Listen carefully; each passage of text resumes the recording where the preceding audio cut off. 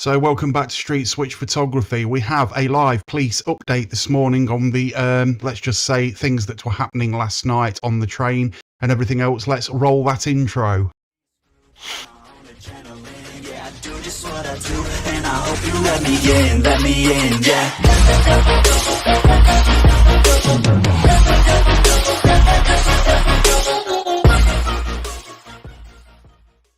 So welcome back to Street Switch Photography. After the shocking footage and the shocking scenes last night in Huntingdon on the train, we've got a live police update. I still don't think we've got the identity of the individuals, the perpetrators of this crime, which I would say is pretty bad.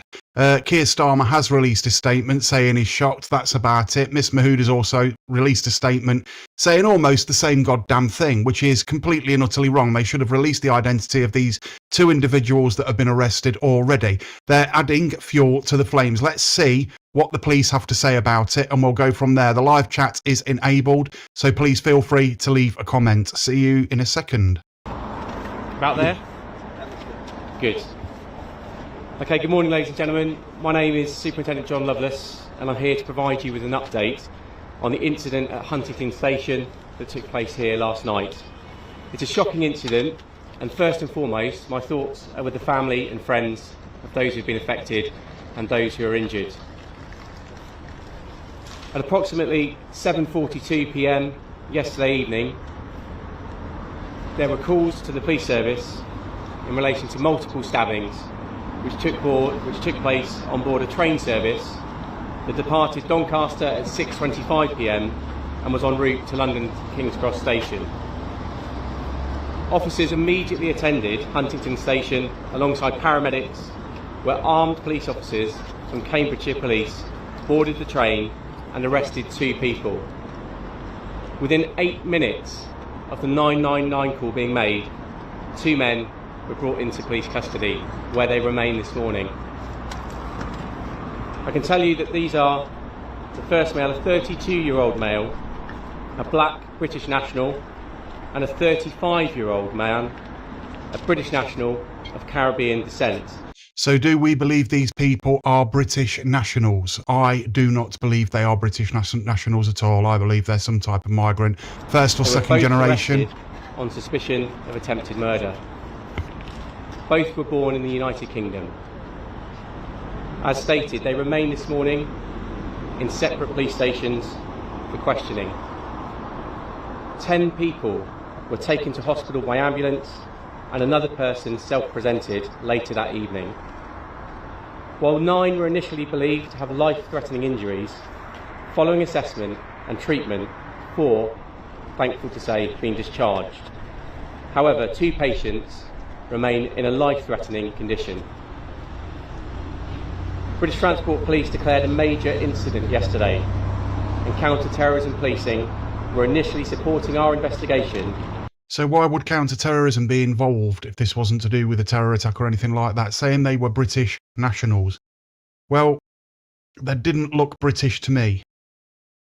Now, there's a big difference. Keir Starmer released a statement a few months ago basically saying that we can't call anybody of a different skin colour or a different religion and things like that British. But usually a British male or your typical British male will be a Saxon British male that is into Christianity and things like that. That is your basic white British male.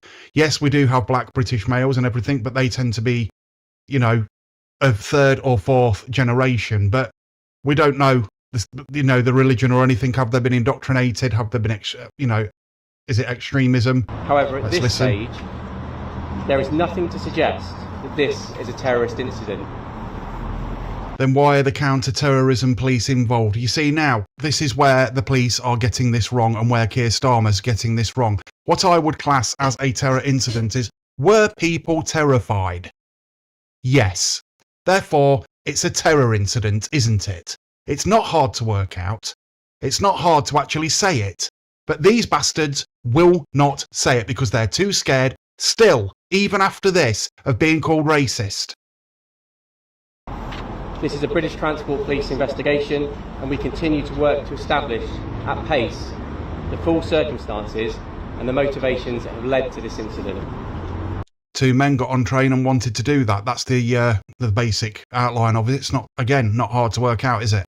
At this early stage, it would not be appropriate to Are they going to tell people not to speculate and everything else now? Well, tell us everything then, and we wouldn't need to, would we, you wally? Speculate on the cause of this incident. This makes me so angry. As you can see, the station this morning remains closed. However, we expect trains to be passing through the station this morning. Passengers will see a high visibility presence of police officers at stations. Oh, that's all okay then, because we've got a few extra completely and utterly fucking useless police officers. I do give credit where credit is due, and they did a good job at taking these perpetrators, you know, and arresting them and everything else. But when it comes to this sort of thing, to the information, the withholding of information, now, they'd have known this an hour after the incident had happened, and they still didn't release information until this morning. If that had been a white British male, it had been released 10 minutes after it sodding well happened. I guarantee it. Two-tier policing and two-tier justice, yet again, from our government and police down in London. And on trains throughout today, up and down the transport network. Our officers are there to reassure the public and to I mean, just looking at that bloke's smug fucking face is doing my head in. Don't know about you guys. address any concerns they may have. I'd like to thank the public personally for their patience and their cooperation. That's fine, yeah, thanks, no Yesterday problem. evening, Yeah. which is already Tell that to the families, you arsehole. through the help the public have tendered, as well as the multi-agency response partners from colleagues in other blue light services. I'd like to extend my thanks to our colleagues within Cambridgeshire Police, the East of England Ambulance. Now, I don't know why I'm so surprised at the response from the Met Police. I don't know why I'm so surprised with this, with the response from the government, because they do this every single time, the same mistake, time and time and time again. There's two people that have been arrested, one that committed the incident as far as I know. On my YouTube channel, there's witness statements, people that actually seen this happen and everything else. And this, in some ways, is contradiction everything the police are saying. And then they wonder why people speculate online. Because they're scared. That's why. When you live down in an area like that, they've got reason to be. This has got to stop. There needs to be called a national emergency, and they need to close the goddamn borders and start deporting people. The next line they'll come out with, well, the digital IDs would have stopped all this, wouldn't it? Do not fall for that trap. Do not fall for it. And I'm going to turn around and say, if you've got relevant information, to contact them and tell them. But they will not let they won't let the British public know what's happened through being too scared of being called racist or Islamophobic or something else. This absolutely is disgusting. 100% wrong. On every bloody level. Service, again, why am I surprised? And counter-terrorism policing. And finally, I'd like to appeal for anyone that's watching who has information. No, you told us not to speculate, mate, so up yours. Stick that up your arse. Connected to yesterday's incident, however big or small you feel that may be, that has not yet spoken to police to make contact. You can do so by texting the British Transport Police on 61. He looks like he sniffs people's fingers. 016, that's 61016, quoting reference 663 Saddle sniffer of the 1st of November 2025. Thank you very much. Why has he got a smirk on his face? And I paused that at exactly the right time. Why has he got a smirk on his face? It's not like he's filling his pants, is it? What the hell is going on? Let's have a look at some of the comments. There's some comments that have just come in, and we've got disgusting.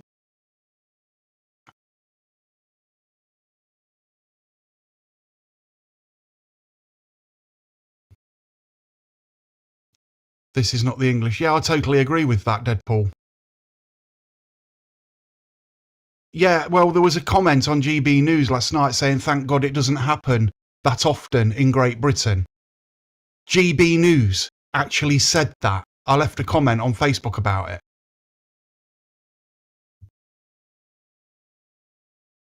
They're holding information. Now, somebody's just mentioned under here, I don't know whether you can see in the comments, I'm not going to say it on the channel, but the second one down, Emma Jaina, if you read that, whereabouts this is.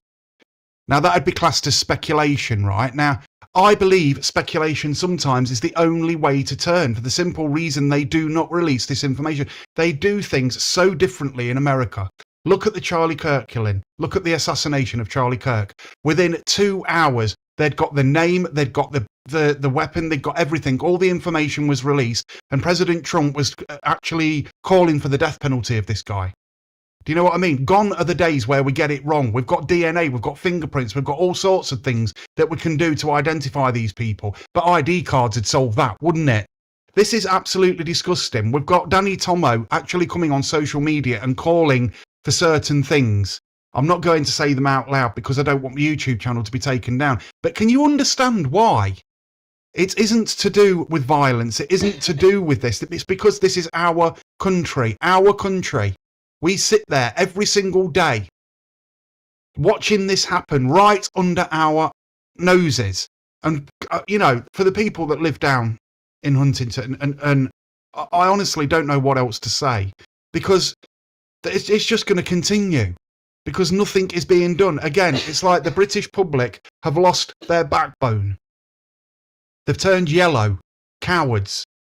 Nobody's standing up. Nobody's doing anything. Nobody's speaking out. I do these videos. I go out with my camera. We've got a Christmas market coming up in Melton, and it's got they've put the barrier, they've put everything in place for that, and it's going to be an absolutely brilliant market. And I urge people, do not stop going out, do not stop living your life, and do not stop doing what you're doing. And I'm not going to stop what I'm doing, because this needs to continue. People need to be made aware of what it is, and we need to fight back. Now, using the word fight means by peaceful protest, continuous peaceful protest in every town, every city, every village, every hamlet, each and every individual British person standing up for their rights in this country to say what we think. Let's carry on with this and see what he actually says. But he stood there with a horrible smirk on his face. Look. I won't be taking any more questions, but thank you very much. Surprise, surprise. I won't be taking any more questions. Why? Because you can't bloody answer them.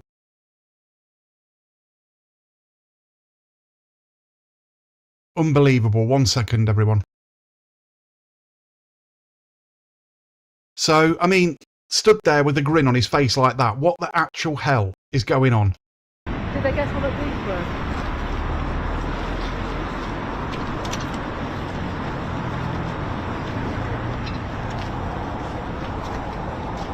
Stop being scared to say that these were black men just because they're black. It's got absolutely nothing to do with race. Absolutely nothing. The fact I would not be calling these... I don't know what to... Honestly, you know when you're stuck for words and you don't quite know how to... Because your emotions obviously are running high and everything else. And it's a difficult thing to sort of get your head around. I'm going to read a couple more of the comments. This country has lost its innocence. That's from Loz. Thank you for the comments, everybody. This is all engineered.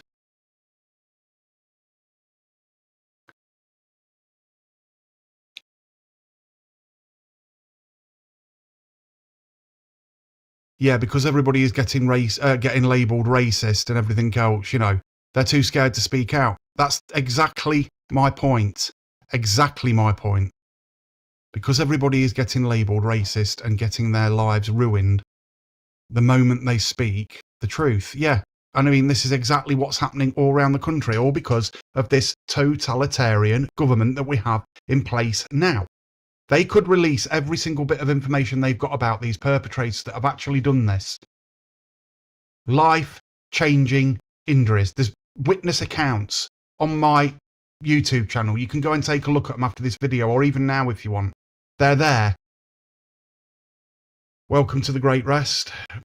Becoming more and more common. It's happening every week, every other day. I can name the woman that was done at the train station, the two Jewish men that were done at the synagogue. There was another one. One was with a screwdriver. I know that was an immigrant. Recently, the man where one of them exited a HMO and killed a man walking his dog. And now this. All within 2 weeks.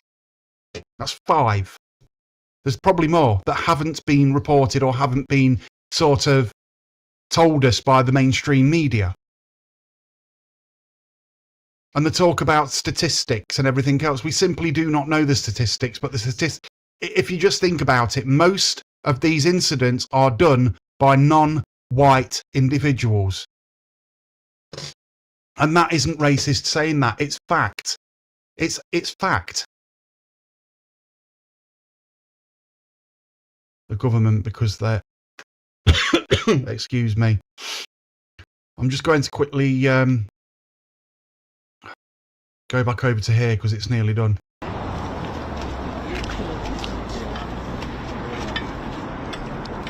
LBC are there. Now these people here, your LBC, your Sky News, your BBC, your Channel 5, your Channel 4, they are not journalists. They are not journalists. I don't give a shit what anybody says. All they do is lie. They will turn around like they did with Axel Rudakabara and say that he was a Welsh choir boy when he wasn't. He was a second-generation immigrant, and they didn't say it as it was, and they won't say that he was basically studying Islam. That's exactly what he was doing and making rising in his bedroom. And they put a little picture up of a young boy and everything else trying to bend that narrative to make you believe that because they were too scared of being called racist. Well, I'm not scared of being called it because I know I'm goddamn well not. This has been Street Switch Photography. If you like this video, please like and subscribe. I thought I'd do a quick update on this today. Not good. I'll keep my eye out for other information coming through. If I hear anything, I will do updates either via shorts or by another live. We've still got comments coming in.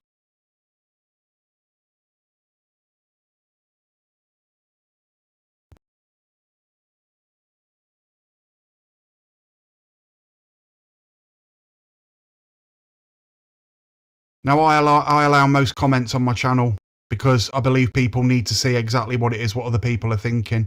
It's saying here, Starmer has created this problem. Yeah, I totally agree. Sometimes they've got something where you create a problem and then they give you a, let's just say, a fix for that problem. They'll create it and then all of a sudden they'll already have the fix in place. So they have to, this will be to do with digital ID and things like that. That could be one conspiracy theory going around. And I'm absolutely fine with people thinking that and having their opinion on it. Keep the fire in the truth burning. Yes, we will.